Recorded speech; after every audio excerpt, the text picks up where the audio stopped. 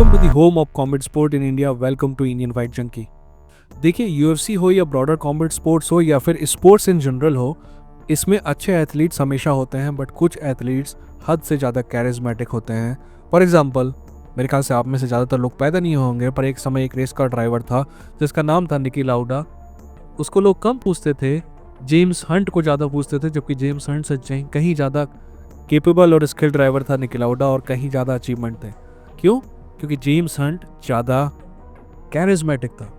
आप लोग ये बात विश्वास नहीं करेंगे, पर जब विनोद कांबली और सचिन तेंदुलकर स्टार्ट किए थे तो विनोद कांबली कहीं ज़्यादा कैरिज्मेटिक था, सचिन तेंदुलकर कहीं ज़्यादा स्किल्ड था, और सारी की सारी जनता विनोद कांबली के पीछे घूमती थी, न कि सचिन तेंदुलकर के पीछे। जब तक सचिन तेंदुलकर ने अपनी पहली सेंचुरी नहीं मारी थी, विनोद कांबली ने 2 डबल सेंचुरी मार चुकी थी, आपको पता होना चाहिए। बट टैलेंट सचिन में ज़्यादा था, कैरिज्मेटिक शुरुआत में कांबली ज़्यादा था। और भी सिंपल एग्जाम्पल आपको देने हो तो, हम जब बड़े हो रहे थे नहीं, मैं तो बड़ा हो चुका था, तब रॉजर फेडरर टेनिस का चैंपियन था और one of the best of all time था। मेरे ख्याल से Roger Federer is best of all time. But charismatic कौन था? Rafael Nadal. लोग राफेल नडाल को देखने जाते थे, रॉजर फेडरर को नहीं। मैं ये सब बकवास क्यों कर रहा हूँ? मैं ये सब बकवास इसलिए कर रहा हूँ कि हम आज एक ऐसे कैरिज्मेटिक फाइटर के बारे में बात करना चाहेंगे जिसमें टैलेंट भी था, पर डायरेक्शन की कमी थी, और वो डायरेक्शन की कमी पूरी होती हुई नज़र आ रही है। हम बात करेंगे हमजद चिमाएव की। हम बात करेंगे हमजद चिमाएव के करंट स्टेट इन यूएफसी के में। हम बात करेंगे मिडलवेट डिवीजन में उसकी जगह कहाँ है। हम बात करेंगे कि उसके क्या वीजा इशूज़ है। हम बात करेंगे कि क्या वो चैम्पियनशिप मटेरियल है। और हम बात करेंगे सबसे इम्पोर्टेंटली कि आखिर हमजद चिमाएव के जो एटीट्यूड में चेंज आया है उसकी वजह क्या है। और उससे भी ज़्यादा इंपॉर्टेंट, हम बात करेंगे कि आखिर मेरा ओपिनियन हमजद चिमाएव के बारे में क्यों बदला है। इन सब चीज़ों के बारे में बात करने से पहले सब्सक्राइब करके बेल आइकन क्लिक करिए, क्योंकि मेरा वादा है जब भी आप वीडियो देखकर उठेंगे आपके पास पहले से ज़्यादा नॉलेज होगा। तो चलिए बात करते हैं हमजद चिमाएव की। सबसे पहले बात कर लेते हैं कि क्या शॉन स्ट्रिकलैंड और ड्रेकस डुप्लेसिस की जो फाइट तय हुई है उससे हमजद चिमाएव की जगह को खतरा है। I don't think so. मेरे हिसाब से हमजद चिमाएव नंबर 1 कंटेंडर है। इन दोनों में से जो भी फाइटर जीतेगा उसमें उस फाइटर को हमजद चिमाएव से फाइट करना पड़ेगा। I have no doubt about it. But इसके आगे एक और इम्पॉर्टेंट सवाल है कि क्या हमजद चिमाएव को ये फाइट करनी चाहिए थी शॉन स्ट्रिकलैंड की जगह? कई लोगों का मानना है हाँ, मेरा मानना नहीं, मेरा मानना है कि शॉन स्ट्रिकलैंड ज़्यादा डिजर्विंग है। बट एक और सवाल जो इसके भी आगे जाता है वो ये है कि क्या यूएफसी चाहती थी शॉन स्ट्रिकलैंड वर्सेस डीडीपी या फिर हमजद चिमाएव वर्सेस डीडीपी? तो उसका आंसर है कि यूएफसी चाहती थी डीडीपी वर्सेस हमजद चिमाएव। यस, यूएफसी को चाहिए थी डीडीपी वर्सेस हमजद चिमाएव, क्योंकि यूएफसी को एक्साइटिंग चैंपियन चाहिए होता है। और माने या ना माने, शॉन स्ट्रिकलैंड माइक पे बहुत एक्साइटिंग है, बट फाइट में इतना एक्साइटिंग नहीं है। वहीं डीडीपी और हमजद चिमाएव दोनों ही बहुत एक्साइटिंग है, और अगर इन दोनों की फाइट होती तो वो भी एक्साइटिंग फाइट होती। तो यूएफसी यही चाहती थी।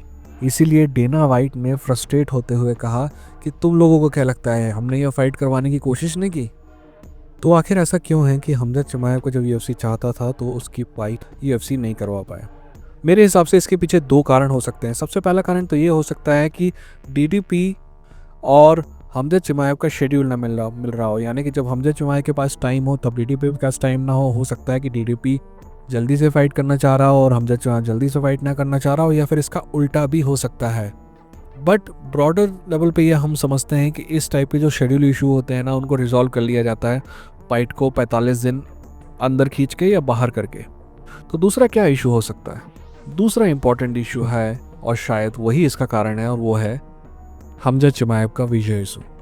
वैसे तो हमजद चिमाएव और हमजद चिमाएव की टीम ये बार बार कह चुकी है, और यूएफसी भी ये बात कई बार कह चुका है कि हमजद चिमाएव के वीज़ा इश्यूज़ कुछ नहीं है।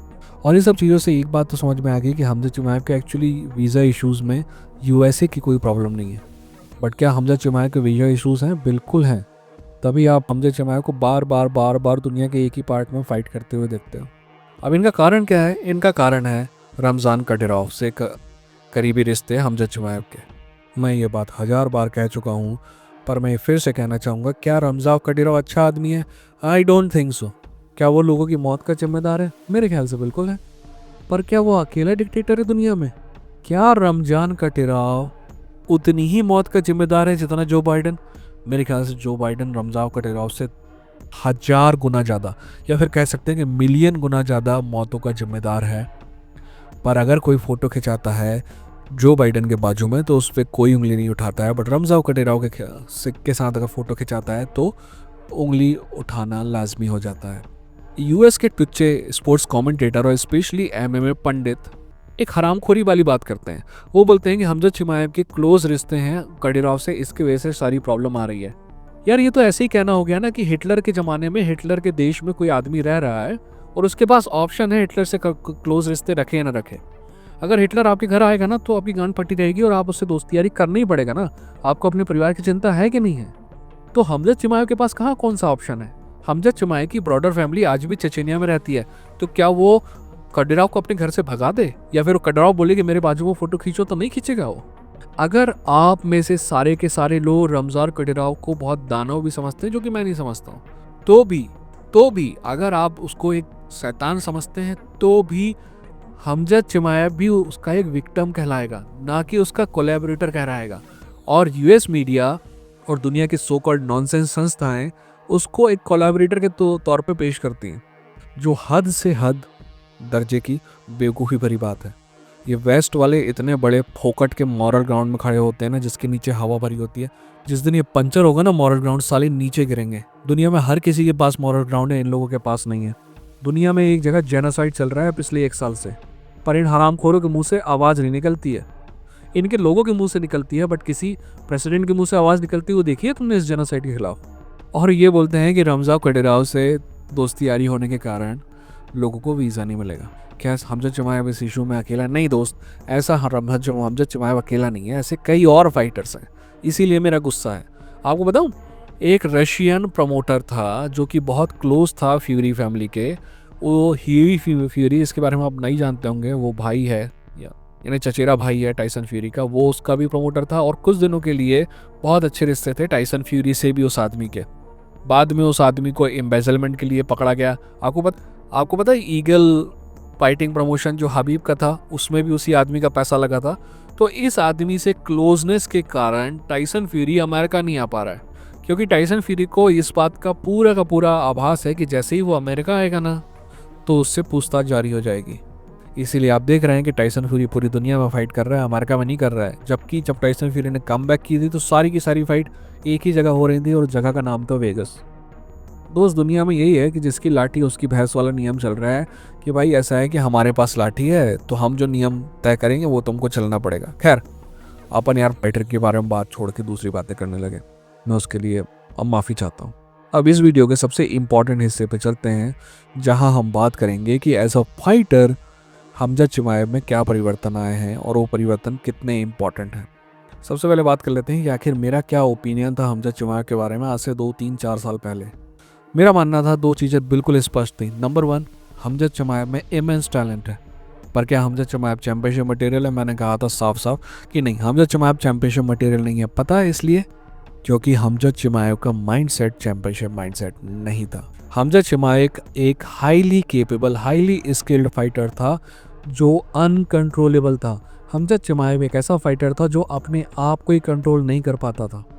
मुझे पता है कि आप में से कई लोगों को लगता है कि हमजद चिमाएव पहले बहुत एक्साइटिंग फाइटर था और अब थोड़ा सा बोरिंग फाइटर नज़र आ रहा। मेरा मानना है कि हमजद चिमाएव पहले एक्साइटिंग फाइटर जादू कह सकते हैं आप, बट मेरा मानना है कि ये जो नया वाला हमजद चिमाएव है, he is much much much much much better. Simple, एक बार फिर से दोहरा दूँ मैं, मेरा क्या ओपिनियन था? मेरा मानना था कि हमजद चिमाएव में बहुत ज़्यादा टैलेंट है, इमेंस टैलेंट है, बट चैंपियनशिप मटेरियल नहीं है। और उसका कारण मैंने उस समय क्या बताया था, आप जाके वीडियो में देख सकते हैं। एक बार नहीं, मेरे ख्याल से 4-5 वीडियो में मैंने बताया था कि हमजद चिमाएव के चैंपियनशिप मटेरियल नहीं होने का कारण हमजद चिमाएव नहीं है, क्योंकि हमजद चिमाएव को कितनी अकल है यार। हम एक्सपेक्ट करते हैं अपने बड़ों से, हम एक्सपेक्ट करते हैं अपने कोचेस से कि वो हमको सही रास्ता दिखाएं, हम एक्सपेक्ट करते हैं अपने टीम लीडर से कि अगर हम कुछ सही कर रहे हैं तो वो हमको इनकरेज करे, वहीं अगर हम कुछ गलत कर रहे हैं तो वो हमको डांटे, डिस्करेज करे और सही रास्ते पे लेके आए। और हमजद चिमाएव की स्वीडिश टीम ये कुछ भी नहीं कर रही थी। क्यों नहीं कर रही थी, इसका कारण मैं आपको बताऊंगा आगे। तो मेरा मानना है कि हमजद चिमाएव के चैंपियनशिप मटेरियल नहीं होने का कारण उसकी इमेच्योरनेस थी, और दूसरा उसके कोचिंग स्टाफ का इग्नोरेंट रवैया था। ये सारी चीज़ें चेंज कैसे हुई, इसके बारे में बात करेंगे। पर इससे पहले मैं आपको एक एग्जांपल देके समझाना चाहता हूँ कि कोचिंग स्टाफ कितना इम्पॉर्टेंट रोल प्ले करता है। जैसे कि मैंने पहले भी कहा कि हमजा चिमाया में इमेज टैलेंट था बट अनकंट्रोलेबल था। मैं आपको पास्ट में लेके जाता हूँ एक ऐसी फाइटर के पास जिसके पास इमेज टैलेंट है बट वो अनकंट्रोलेबल था। उस फाइटर का नाम था माइक टाइसन। क्या Mike Tyson best of all time है? बिल्कुल नहीं है। बट क्या talent wise Mike Tyson best of all time हो सकता था? बिल्कुल हो सकता था। माइक टाइसन भी एक ऐसा फाइटर था जिसके अंदर फटे तक, जैसा कहते हैं ना हमारी लैंग्वेज में, फटे तक टैलेंट था। बट वो एक अनकंट्रोलेबल फाइटर था। उसको कंट्रोल में किसने किया? उसको कंट्रोल में लाया कस डिमाटो, जो कि उसका कोच बना। जब तक कस डिमाटो जिंदा रहा, माइक टाइसन सही रास्ते में रहा और अनबीटेबल नजर आ रहा था। स्किल तो सेम थी बट कंट्रोलेबल था। कोच का फर्ज होता है कि जब तक फाइटर खुद सही गलत की समझ ना पाले तब तक वो उसको सही रास्ता दिखाते रहें और इतनी इज्जत उसके दिल में अर्न करें कि वो उसके सही गलत को सही गलत समझे भी। यानी कि अगर कस डिमाटो डांटे तो माइक टाइसन सुने।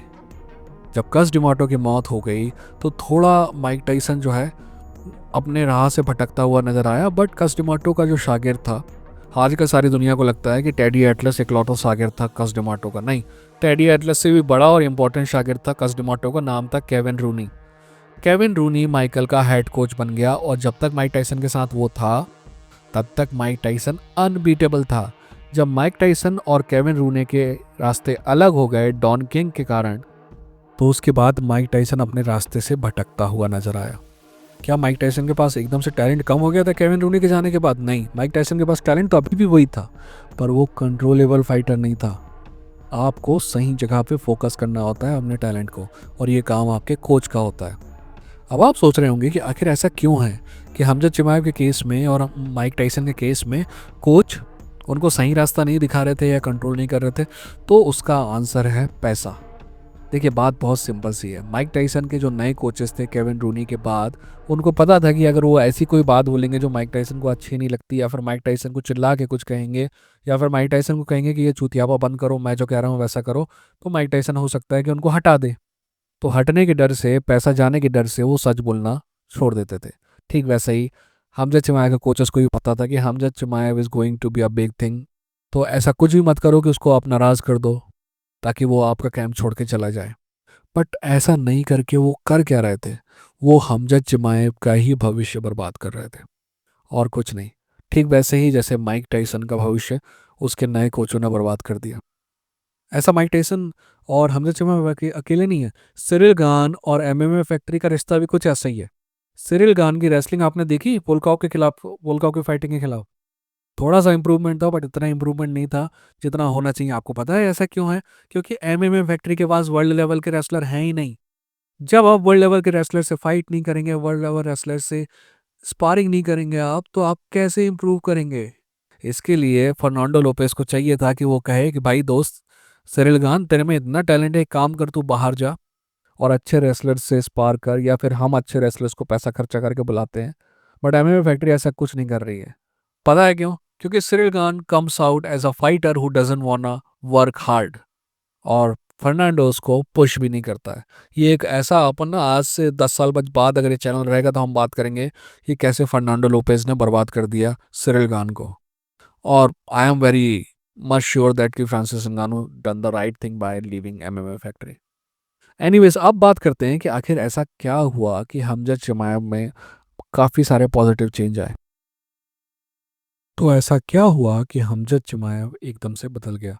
कारण ये था कि रमज़ान कडिरोव के कहने पे या फिर अपने सीनियर्स के कहने पे सलीम नट सलीकॉफ को बुलाया गया, जो कि एक समय पहले भी हमजा चिमाएव का कोच रह चुका था। बट वो बहुत बिग डील था रशिया में। सलीम ने पहले भी ऐसे फाइटर्स को ट्रेन किया था जो वर्ल्ड चैंपियन बने। सॉरी सॉरी, सलीम ने पहले ऐसे मल्टीपल फाइटर्स को ट्रेन किया था जो वर्ल्ड चैंपियन बने। सॉरी, सलीम ने मल्टीपल गोल्ड मेडलिस्ट को ट्रेन किया था। जी हाँ, मल्टीपल ओलंपिक गोल्ड मेडलिस्ट को। इसलिए सलीमकोव के सामने हमजा चिमाएव कोई भी स्पेशल आदमी नहीं था। इसलिए सलीमकोव को फ़र्क नहीं पड़ता था कि उसको हमजा चिमाएव को खुश रखना है या नहीं रखना है। सलीमकोव को सिर्फ एक जॉब दी गई थी कि हमजा चिमाएव को बेहतर बनाना है। तो सलीमकोव इनकरेज करता अगर हमजा चिमाएव कुछ सही करता। बट अगर हमजा चिमाएव कुछ गलत कर रहा होता तो बेटा बेटा ऐसा है कि I kill you, I kill everybody, I will do this, I will do that. ये नॉनसेंस जो है ना अपने पिछवाड़े में रखो और गेम पे ध्यान देने का। यानी कि अगर हमजा चिमाएव कुछ गलत काम करता तो सलीमकोव उसको बोलता है कि ये चूतियापा बंद करने का है।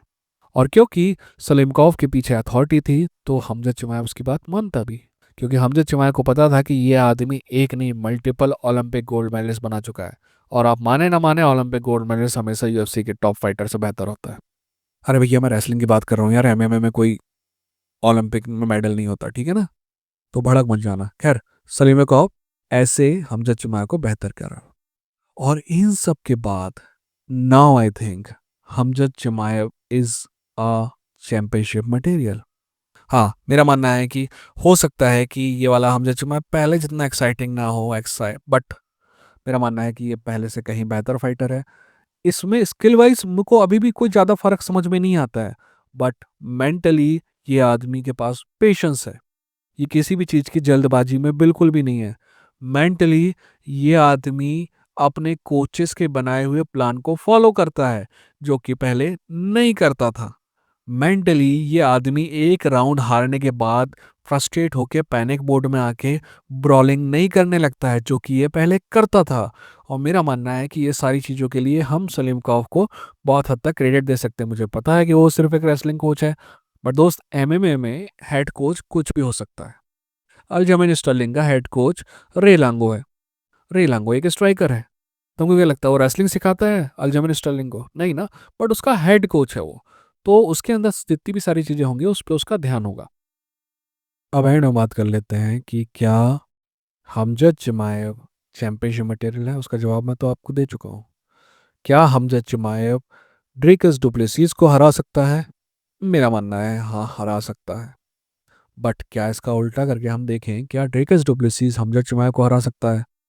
भाई साहब मेरा मानना है हाँ, ड्रेकस डुप्लेसिस हमजद चिमाएव को हरा सकता है।